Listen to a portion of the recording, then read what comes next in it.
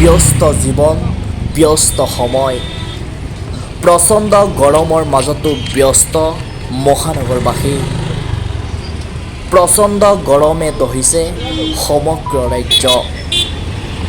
কোনোবাই যদি নিজৰ বাহনখনেৰে যাত্ৰা কৰিছে, আন কোনোবাই আকৌ ৰেলত উঠি নিজৰ গন্তব্যস্থানলৈ ৰাওনা হৈছে। এয়া সদায় ব্যস্ত গুৱাহাটী মহানগৰ। ৰেলত উঠি এনেদৰে নিজৰ গন্তব্যস্থানলৈ ৰাওনা হৈছে মহানগৰবাসী। দিন ৰাত একাকাৰ কৰি সকলোৱে যেন এতিয়া দৌৰিছে নিজৰ গন্তব্য দিশে। প্ৰচণ্ড গৰমকো যেন বুঢ়া আঙুলি দেখুৱাইছে মহানগৰবাসীয়ে।